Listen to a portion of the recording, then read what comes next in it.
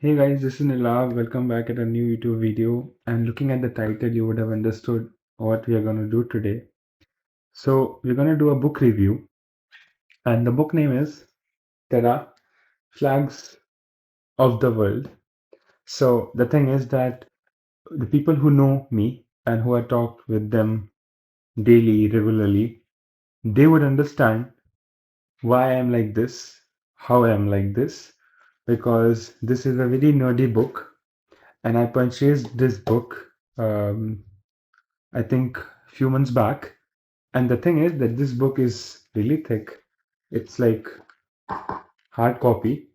And this book will cost you around 1200 INR, which would be around in dollars, it would be $20 if you buy this book outside of India, or 15 pounds. In euro, it would be 17 euro. And the thing is that I got this book for 50% discount from Crossword, which is a bookstore franchise in India, something like that. So I'm going to tell you a few things about this book and why I like this book so much. And starting with the fact that this book is very liberal and secular because this book contains all the states in the world, including the states which have gained their independence by breaking away by their original state, such as Kosovo from Serbia, Palestine, and states in Africa such as Western Sahara as well. And the most interesting thing about this book is whenever you go to any country, you will get to know not only about their flag, you will get to know about their flag, their insignia, their map, and some history as well. So, for example, let's talk about Chad. So, when you see about Chad, here you will see Chad's flag, Chad's history, their insignia or emblem, and then some history. Depending upon how big is your country and how old is your history, there is number of pages. So, like for countries which are very old, such as UK, Russia, even Egypt, you can have pages up till 3 where you have a lot of history. For example, for Egypt, they have the flag, some details, then their original emblem, and then here's their map, which is quite awesome because I love Egypt's map because Egypt is country which is both on Asia as well as Africa. I mean, they go in both ways. And then one of the most interesting thing, like the reason why I bought this book was because I always used to be fascinated by flags so much, especially the European flags. Because when you see European flags, you can easily be like, okay, Austria and Poland. You just remove one third of Austria on which I still don't remember which side, upper or lower, and then you will get Poland. Um, yeah, if you remove the lower side, you will get Poland. And then similarly, you can get Latvia. You can do some up and down. You can get Netherlands, Russia, France. You can have Ireland and Italy again. Only few flags have very complex structures such as Spain or Germany also is basic stripes. But last semester during my studies, I got to know a very awesome history about Austrian flag which was so which was basically that the Austrian flag, which is red, white, red, is because like that because of a warrior who fought in a war and he was wearing a full white dress.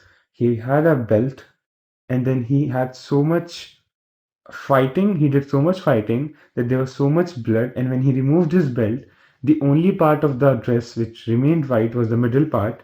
So that's how they got red, white, and red. So it was a tribute to them.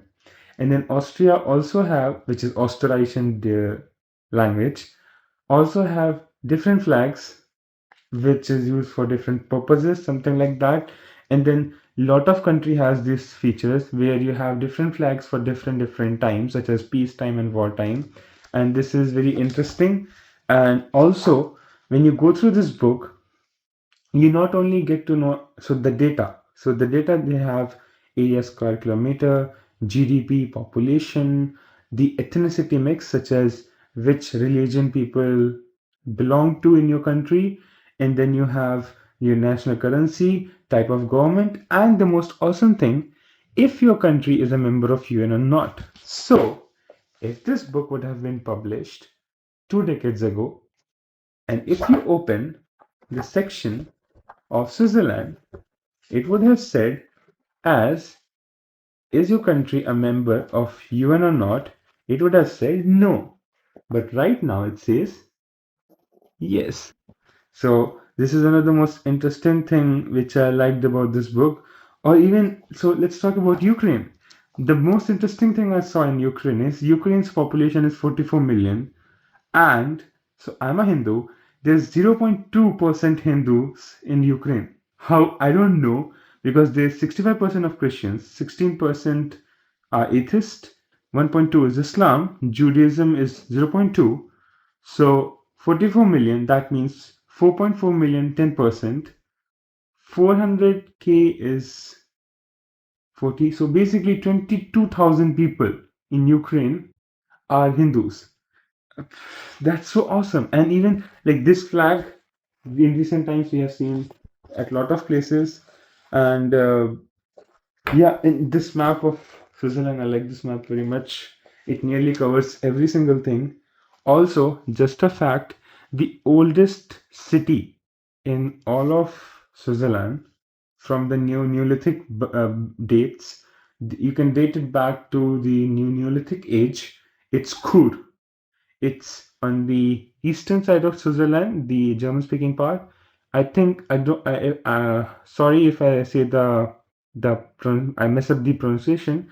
The canton is called Graubünden, and it is one of the most amazing places I have been to. It's very beautiful. Just a fun fact.